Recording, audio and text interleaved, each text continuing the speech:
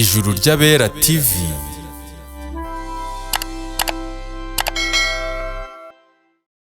Yesu ashimwe bene data nshuti z'umusaraba aho muri hose, ndabashuje mu izina rya Yesu Kristo. Amahoro y'Imana abe muri mwebwe kandi umugisha w'Imana ukomeze kubana namwe, ibyo mukora byose Imana ibahe umugisha. Njyewe tugiye kuganira, amazina yanjye nitwa Ntamuhanga Donati cyangwa Gideon. Mbwiriza ubutumwa bwiza ahantu hose. Aha turi ni ku Ijuru ry'Abera TV. Tugushimiye cyane wowe wakoze subscribe, nawe wagiye ukora share udufasha kwamamaza ubutumwa bwiza. Uru rubuga cyangwa iyi channel ishingiye ku butumwa bwiza bwa Yesu Kristo, uburyo bwo kwamamaza ijambo ry'Imana no kubwira abantu ubutumwa bwiza. Ndagira ngo babwire ijambo rikomeye Imana yashyize ku mutima wanjye, kandi ngo wahe ikaze kumva iri jambo ry'Imana.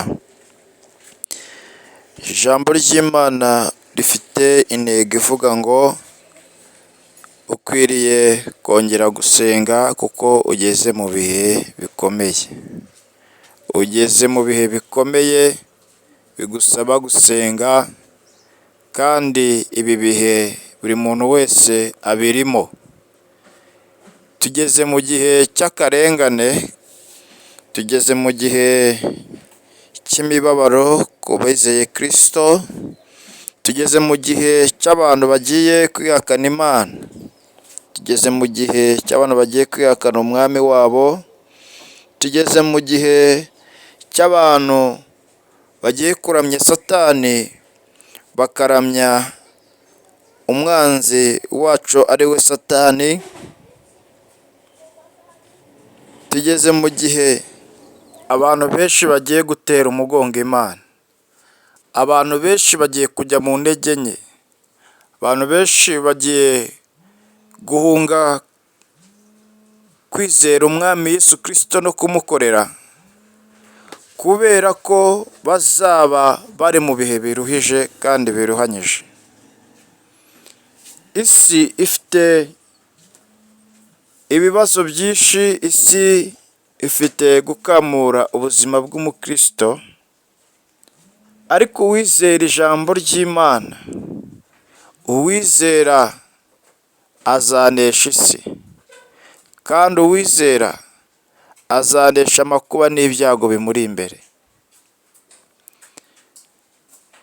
Abantu benshi bagiye kwirukanwa mu nsengero basengeramo, abantu benshi bagiye gufatwa mu masinagogi aho bari gusengera no kubwiriza, abantu benshi bagiye gufungwa bazira ubutumwa bwiza bwa Yesu Kristo, kuko ikizira cyamaze kwinjira ahera.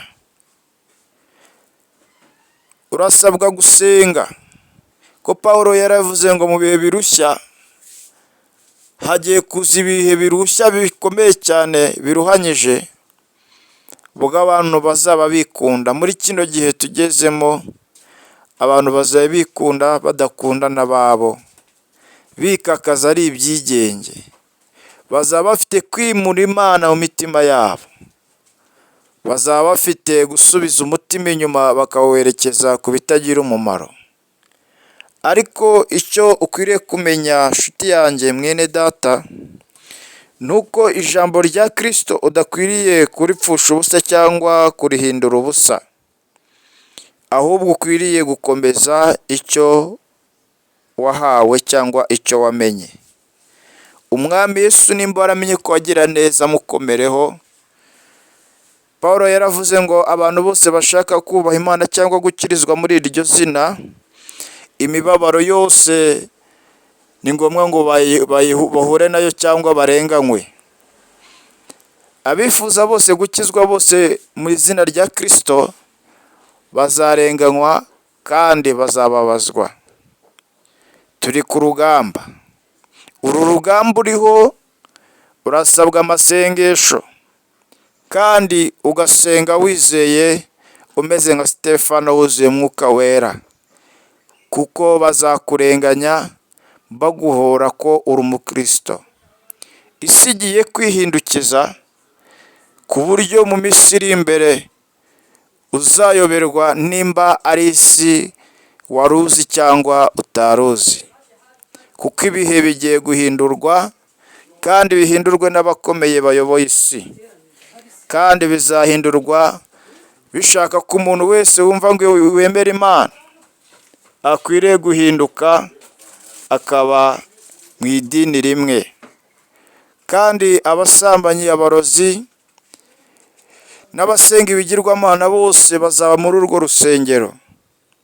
Maze kumva hirya no hino uburyo inama zagiye ziterana z'abakomeye ko ari ibintu bagiye guhindura, ndetse byafatiwe n'icyemezo ko Bibiliya hari amagambo amwe n'amwe agomba guhinduka.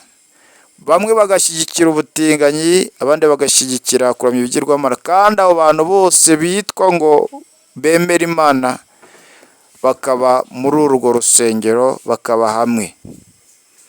Bivuze ngo uzakomeza guhamya ibyo bahinduye azarenganywa. Ndashaka kukubwira ngo komeza icyo ufite hatagira ukwambura ikamba ryawe. Yesu yavuze ijambo rikomeye, aravuga ngo ubwo bandenganyije namwe bazabarenganya, kuko nta mugaragu ugira uruta shebuja. Ndashaka kukubwira ngo urasabwa gusenga, ukongera gusenga uko ugeze mu bihe bigoye kugira ngo uhabwe imbaraga. Ese ko mu masengesho ariho ukura imbaraga, ukaba utari gusenga, ukaba uri mu ntege nke wihugiye mu by'isi, ukaba hari bimwe byagiye bigukamuramo kwizera ndetse n'imbaraga za Mwuka Wera, Mwuka Wera akaba yasanze uyoborwa n'umubiri wawe akigendera, ibi bihe uzabinesha gute nta mbaraga ufite z'Imana? Imbaraga z'Imana zibonekerwa mu gakiza no mu gusenga, kandi mu gusenga niho umenyera amakuru y'ibikuri imbere. Ndashaka kukubwira ngo ongera usenge, wongere usenge, kuko ibi bihe bigiye kukugeraho kandi bigiye kugera ku muntu uwo ari we wese. Yesu yarabivuze muri Matayo 24, avuga ko mu minsi y'imperuka abantu bazangana kandi hazabaho gutotezwa kwinshi cyangwa akarengane kenshi ku bantu bizeye Kristo. Ko hazabaho intambara hirya no hino, hazabaho abantu bikunda, hazabaho abantu barenganya abandi, ndetse abantu bazicana bikomeye cyane.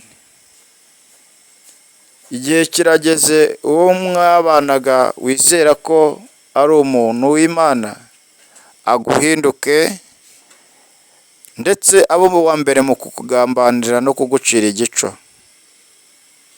ariko uzaba uri umuntu urenganijwe ijambo ry'Imana cyangwa ubutumwa bwiza bwa Yesu Kristo, kuko ari byinshi mutazahurizaho.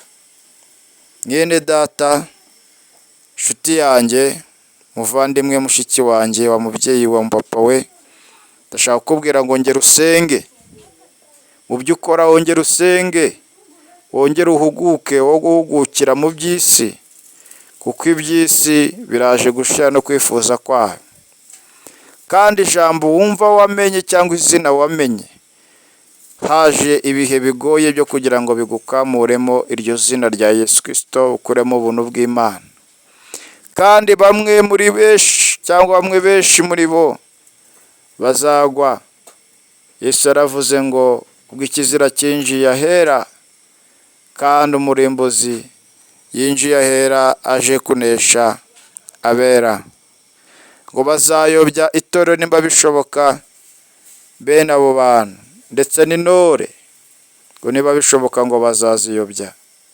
Ariko ndashaka kukubwira ngo wowe ongera usenge, Imana iguhishurire iby'ibi bihe, kandi kwambike intwaro uzabashisha kurwanisha.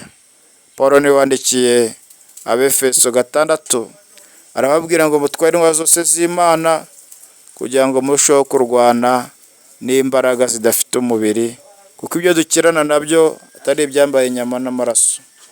Imana ikugirire neza, kandi Imana igukomeze wongere ibyo gusenga. Shalom shalom.